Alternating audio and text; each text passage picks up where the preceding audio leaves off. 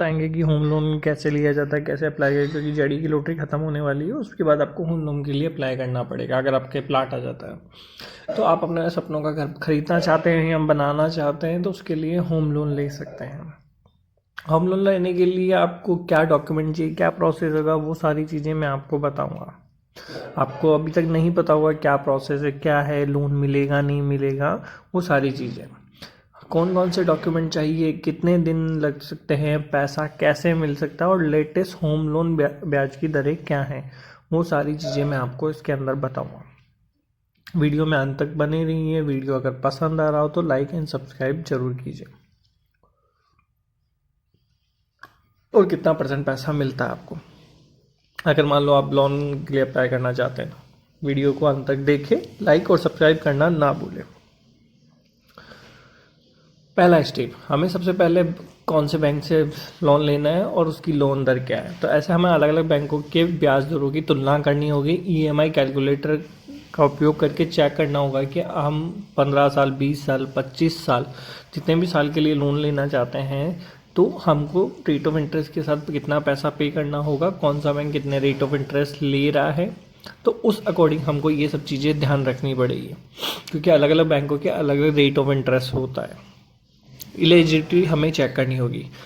As हमारी 21 से 65 साल के बीच में होनी चाहिए, हमारी स्टेबल इनकम होनी चाहिए और हमारा सिविल स्कोर 750 से ज़्यादा होना चाहिए। अगर उससे कम है तो उसको हम बढ़ाने के लिए क्या कर सकते हैं। तो ये सारी चीज़ें हमें इसमें देखनी होगी। इसको देखने के लिए हमें अलग अलग तरीके से चेक करना होगा।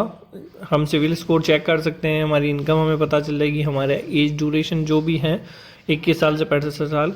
और इसके अलावा हमें ये भी ध्यान में रखना होगा कि हमें कौन कौन से डॉक्यूमेंट चाहिए होंगे, क्योंकि होम लोन के लिए जो डॉक्यूमेंट चाहिए होते हैं वो सारे डॉक्यूमेंट हमारे पास होने चाहिए। अगर नहीं होते हैं तो हमें होम लोन नहीं मिलेगा।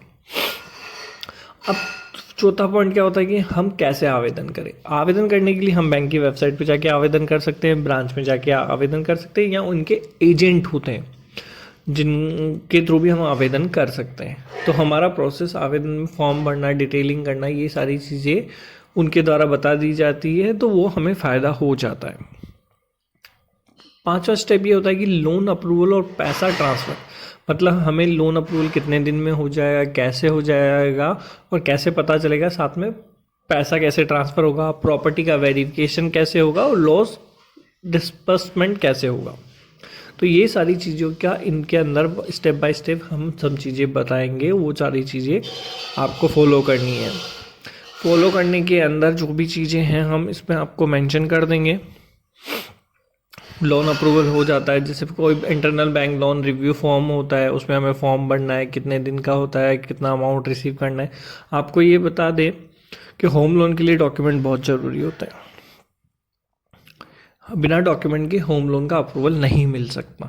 तो इसमें हमें अलग अलग टाइप के डॉक्यूमेंट होते हैं। कुछ हमारी सैलरी से रिलेटेड होते हैं, कुछ हमारी इनकम, अदर सोर्स से इनकम होती है, उनसे रिलेटेड है। अगर हम सैलरी एम्प्लॉयड है तो हमारे पास पैन कार्ड होना चाहिए, आधार कार्ड होना चाहिए, सैलरी स्लिप 3 महीने की लेटेस्ट वाली होनी चाहिए, बैंक स्टेटमेंट लेटेस्ट 6 महीने का होना चाहिए, नौकरी का प्रमाण पत्र होना चाहिए, फॉर्म 16 होना चाहिए या ITR भरी भी होनी चाहिए।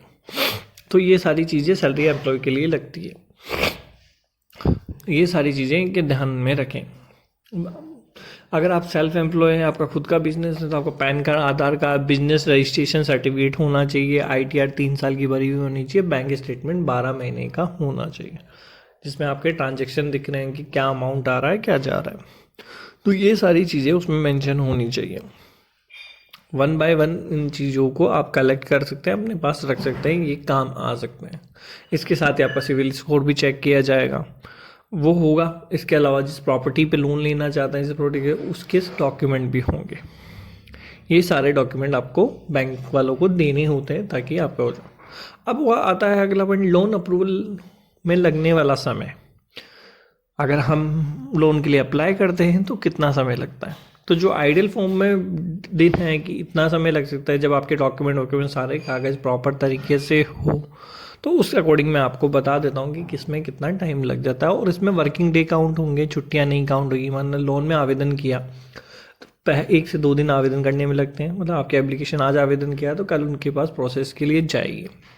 डॉक्यूमेंट वेरिफिकेशन में 3 से 5 दिन लगते हैं। अगर सारे डॉक्यूमेंट सही हैं तो हो जाता है, नहीं तो ये टाइमिंग भी बढ़ सकता है। प्रॉपर्टी वेरिफिकेशन में 4 से 7 दिन होते हैं, वो प्रॉपर्टी पे साइट पे जाके वेरीफाई करते हैं। लोन अप्रूवल और एग्रीमेंट, जो भी आपका लोन अप्रूवल हो गया, एग्रीमेंट बनने में 3 से 5 दिन लगते हैं। उसके बाद लोन डिसबर्समेंट, ये 2 से 3 दिन या इंस्टेंट भी हो जाता है। आप उनका एप्लीकेशन देते हैं, उनका खाता संख्या है उसमें आ जाता है। अब आता है अगला पॉइंट, पैसा कैसे मिलता है। पैसा, अगर हम घर खरीद रहे परचेज करते हैं तो बिल्डर या सीलर को सीधा पैसा ट्रांसफ़र हो जाता है, उसके नाम से डीडी बन जाती है। अंडर कंस्ट्रक्शन प्रॉपर्टी है, 2 साल 3 साल में बनना है तो पैसा किस्तों में मिलता है। रेडी टू मूव है तो पूरी रकम एक साथ ट्रांसफ़र हो जाती है। अगर किसी ने होम लोन ले रखा हो और वो आपको घर बेच रहा हो तो आप आधा अमाउंट उसके नाम होम लोन के नाम से रहता है और आधा उसके, मतलब जितना उस होम लोन में बचा हुआ अमाउंट उस बंदे के नाम से डीडी बनता है, चेक बनता है जो उसको ट्रांसफ़र हो जाता है। ये सारी चीज़ें इस ड्यूरेशन के अंदर आती है, आप ऐसा कर सकते हैं। अब लेटेस्ट होम लोन ब्याज की दरें मैं आपको बता देता हूँ, ये बदलती रहती है। इसको आप वैसे वेरीफाई करते हैं। SBI की 8.45 से 9.55 चल रही है, HDFC की 8.5 से 9.6 चल रही है, ICICI की 8.6 से 9.7 चल रही है, एक्सिस की 8.55 से 9.65 चल रही है। और कोशिश करें कि आपको सरकारी बैंक से ही लोन मिल जाए। उनका प्रोसेस थोड़ा लंबा होता है बट उनकी ब्याज दरें सही होती है, तो इन चीज़ों को सारा ध्यान रखें। इसके अलावा जब भी आप लोन अप्लाई कर रहे हैं, पहले अपना सिविल स्कोर सुधार लें, अलग अलग बैंकों की ब्याज दरों की तुलना कर लें, उनके जो भी चार्जेस है कि होम लोन अप्लाई के charges, fees charges, file handling charges, processing fees, इन सब चीज़ों के बारे में देख लें। इसके बाद ही आप अप्लाई करें। क्या पता आपने अप्लाई किया और बाद में पता चला उन्होंने एक्स्ट्रा चार्जेस जोड़ रखे हो। तो इन सब चीज़ों के आप है ना ये ध्यान रखें, उन सब चीज़ों पर। अगर आपको मेरा वीडियो पसंद आ रहा हो तो लाइक एंड सब्सक्राइब करें। इसके अलावा आपके कोई क्वेश्चन है तो कमेंट बॉक्स पे जाके पूछें, बट पहले चैनल ज़रूर सब्सक्राइब करें। धन्यवाद।